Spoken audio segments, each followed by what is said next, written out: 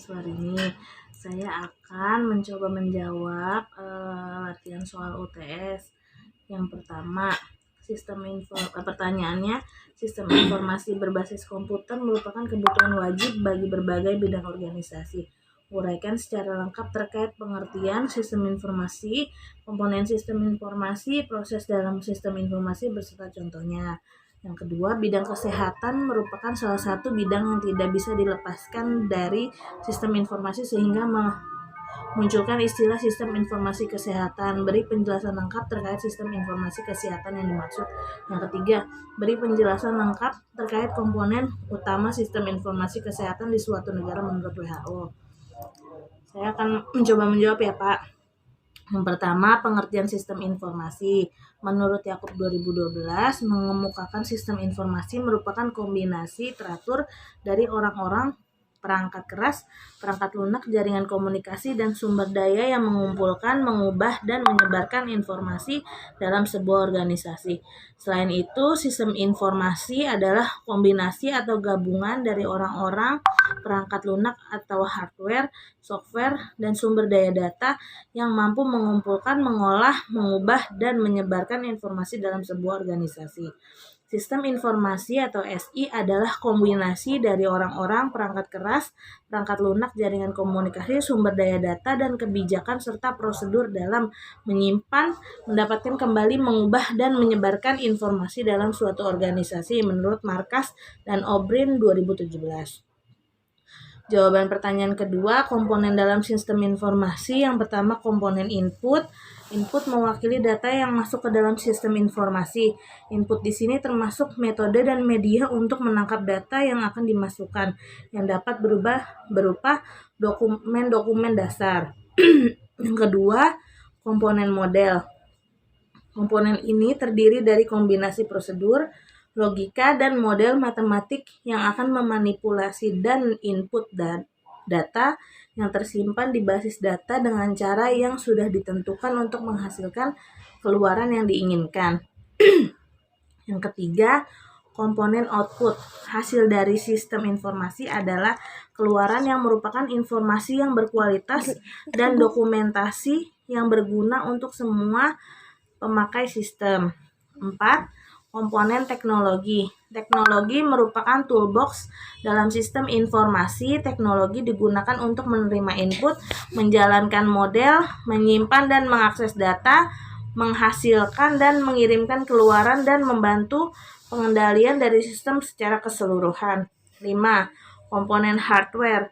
Hardware berperan penting sebagai suatu media penyimpanan vital bagi sistem informasi yang berfungsi sebagai tempat untuk menampung database atau lebih mudah dikatakan sebagai sumber data dan informasi untuk memperlancar dan mempermudah kerja dari sistem informasi. Yang keenam, komponen software. Software berfungsi sebagai tempat untuk mengolah, menghitung, dan memanipulasi data yang diambil dari hardware untuk menciptakan suatu informasi. 7. Komponen basis data. Basis data atau database merupakan kumpulan data yang saling berkaitan dan berhubungan satu dengan yang lain, tersimpan di perangkat keras komputer dan menggunakan perangkat lunak untuk memanipulasinya. Data perlu disimpan dalam basis data untuk keperluan penyediaan informasi lebih lanjut. Data di dalam basis data perlu diorganisasikan sedemikian rupa supaya informasi yang dihasilkan berkualitas.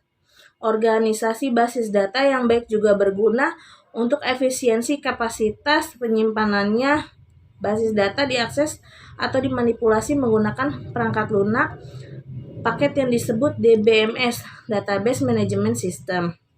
8. Komponen kontrol. Banyak hal yang dapat merusak sistem informasi seperti bencana alam, api, air, debu, kecurangan-kecurangan, kegagalan-kegagalan sistem itu sendiri, ketidakefisiensian, sabotase, dan lain sebagainya. Beberapa pengendalian perlu dirancang dan diterapkan untuk meyakinkan bahwa hal-hal yang dapat merusak sistem dapat dicegah ataupun bila terlanjur terjadi kesalahan-kesalahan dapat langsung cepat diatasi. Yang pertanyaan ketiga, contoh sistem informasi. Yang pertama, sistem reservasi penerbangan digunakan dalam biro perjalanan untuk melayani pemesanan pembelian tiket. Sistem POS, point of sale yang diterapkan di pasar swalayan dengan dukungan barcode reader untuk mempercepat pemasukan data. Yang ketiga, sistem layanan akademis yang memungkinkan mahasiswa memperoleh data akademis dan mendaftar mata kuliah yang diambil pada tiap semester. Sistem penjualan secara kredit agar dapat memantau hutang pelanggan yang jatuh tempo. Sistem smart card yang dapat digunakan tenaga medis untuk mengetahui riwayat penyakit pasien. Sistem informasi terdiri dari dua kata, yaitu sistem dan information. Sistem adalah kumpulan elemen yang berintegrasi untuk mencapai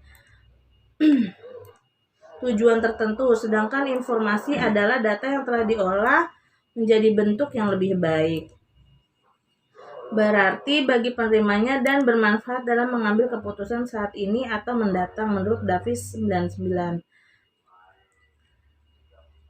Dalam buku Sistem Informasi Konsep dan Aplikasi pengarang Agus Mulyanto menjelaskan bahwa menurut Bodnar dan Hopwood 93 dalam buku Accounting Information System edisi kelima mendefinisikan sistem informasi adalah kumpulan perangkat keras dan perangkat lunak yang dirancang untuk mentransformasikan data ke dalam bentuk informasi yang berguna. Sistem informasi kesehatan (SIK) adalah integrasi antara perangkat prosedur dan kebijakan yang digunakan untuk mengelola siklus informasi secara sistematis untuk mendukung pelaksanaan manajemen kesehatan yang terpadu dan menyeluruh dalam kerangka pelayanan kesehatan kepada masyarakat. Sistem informasi kesehatan adalah gabungan perangkat dan prosedur yang digunakan untuk mengelola siklus informasi atau mulai dari pengumpulan data sampai pemberian umpan balik informasi untuk mendukung pelaksanaan tindak tepat dalam perencanaan, pelaksanaan dalam dan pemantauan kinerja sistem kesehatan. Informasi kesehatan selalu diperlukan dalam pembuatan program kesehatan, mulai dari analisis situasi, penentuan prioritas, pembuatan alternatif solusi, pengembangan program, pelaksanaan dan pemantauan hingga proses evaluasi. Jawaban yang ketiga, menurut WHO, sistem informasi kesehatan merupakan salah satu dari 6 building block atau komponen utama dalam sistem kesehatan di suatu negara. 6 komponen building block sistem kesehatan tersebut adalah service delivery atau pelaksanaan pelayanan kesehatan. Yang kedua, medical product, vaccine and technologies. Yang ketiga, health workforce. Yang keempat, health system financing. Yang kelima, health information system. Yang keenam, leadership and governance. Sedangkan di dalam tatanan sistem kesehatan nasional, SIK merupakan bagian dari subsistem keenam, yaitu pada subsistem manajemen informasi dan regulasi kesehatan. Dengan demikian, dapat disimpulkan bahwa sistem informasi kesehatan merupakan sebuah sarana sebagai penunjang pelayanan kesehatan yang diberikan kepada masyarakat. Sistem informasi kesehatan yang efektif memberikan dukungan informasi bagi proses pengambilan keputusan di semua jenjang, bahkan di puskesmas atau rumah sakit kecil sekalipun. Bukan hanya data, namun juga informasi yang lengkap, tepat, akurat, dan cepat yang dapat disajikan dengan adanya sistem informasi kesehatan yang tertata dan terlaksana dengan baik. Itu pemicu yang pertama ya Pak. Kita pemicu yang kedua. Baik, ini jawaban soal dari pemicu yang kedua. Yang pertama, beri penjelasan lengkap terkait langkah-langkah apa saja yang harus dilakukan dalam mengembangkan sistem informasi kesehatan. Yang kedua, DSS merupakan salah satu jenis sistem informasi yang bertujuan menyediakan informasi dan memberikan prediksi kepada pengguna informasi. Carilah contoh penggunaan DSS di bidang kesehatan. Yang ketiga, beri penjelasan lengkap tentang sistem informasi di puskesmas. Jawaban yang pertama, sistem informasi dibagi menjadi 5 domain yang berbeda. Yang pertama, penentu kesehatan yang meliputi faktor resiko, perilaku keturunan lingkungan, sosial ekonomi, dan demografi. Yang kedua, input sistem kesehatan yang meliputi kebijakan, pembiayaan, sumber daya, dan organisasi. Yang ketiga, output sistem kesehatan meliputi informasi, kemampuan pelayanan, dan kualitas. 4. Hasil sistem kesehatan meliputi pemanfaatan pelayanan. 5. Status kesehatan meliputi angka kematian, kesakitan, atau ketidakmampuan dan kesejahteraan. Jawaban nomor 2. Contoh pemanfaatan DSS lainnya adalah aplikasi telehealth yang sedang dikembangkan. Salah satu contoh program telehealth adalah Home Care. Sistem ini menyediakan audio dan video interaktif untuk hubungan antar lanjut usia di rumah dan telehealth perawat. Perawat memasukkan data-data pasien secara elektronik dan menganalisanya. Kalau perlu untuk dilakukan kunjungan perawatan, melakukan kunjungan ke pasien. Telenursing adalah bagian dari telehealth. Telenursing menawarkan program kolaboratif dan mengurangi biaya pasien. Sebagai contoh, konsultasi dengan perawat mengurangi angka kejadian masuknya pasien dengan keadaan emergensi ke rumah sakit. Telehealth juga bisa diaplikasikan dalam pendidikan dengan mengunjungi satu bagian dengan bagian lain melalui halaman web. Pengalaman dari praktisi perawat dapat dipelajari oleh orang lain melalui halaman web. Telehealth terdiri dari berbagai jenis bentuk dan telah menunjukkan segi manfaatnya. Beberapa manfaat dari telehealth misalnya meningkatkan kualitas pelayanan, mengurangi waktu, meningkatkan produktivitas akses, meningkatkan peluang belajar. Ada beberapa yang perlu diperhatikan dalam penyelenggaraan telehealth, yaitu pertama, pembiayaan adalah hambatan dalam penyelenggaraan telehealth. Meskipun dijumpai bahwa telehealth banyak mempunyai manfaat, pemerintah masih kurang dalam mengembangkan telehealth. Aspek legal, aspek hukum menyatakan bahwa warga negara harus dilindungi dari praktek petugas kesehatan yang tidak baik. 3. Standar keamanan perhatian dalam aplikasi teknologi dalam pelayanan kesehatan adalah keamanan atau keselamatan pasien. Sistem pelayanan telehealth harus bisa menjamin keselamatan bagi pasien.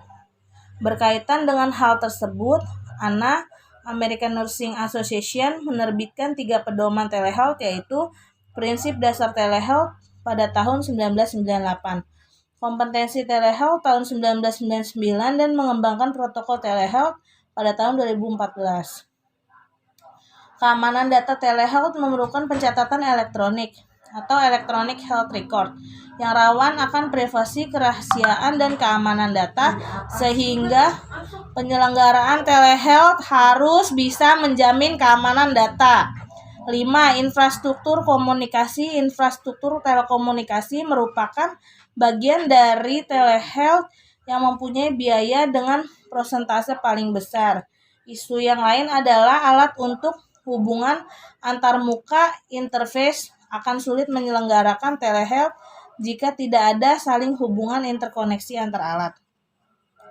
Nomor 3, definisi sistem informasi puskesmas. Sistem informasi manajemen puskesmas atau SIMPUS merupakan suatu tatanan atau peralatan yang menyediakan informasi untuk membantu proses manajemen puskesmas dalam mencapai sasaran kegiatannya. SIMPUS diharapkan dapat meningkatkan manajemen puskesmas secara lebih berhasil guna dan berdaya guna melalui pemanfaatan secara optimal dari sistem pencatatan pelaporan terpadu puskesmas.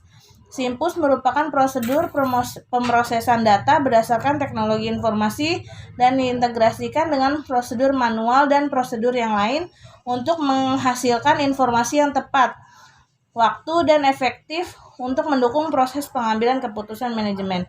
SIMPUS adalah program sistem informasi kesehatan daerah yang memberikan informasi tentang segala keadaan kesehatan masyarakat di tingkat puskesmas, mulai dari data diri orang sakit, ketersediaan obat, sampai data penyuluhan kesehatan masyarakat.